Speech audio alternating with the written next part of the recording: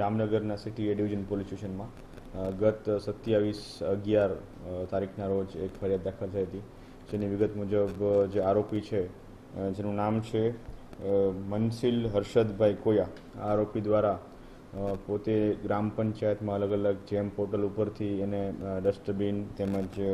street light, આરો plant વગેરેના contract મળેલા હોય અને વર્ક ઓર્ડર મળેલા હોય એ બાબતની જાણકારી બીજા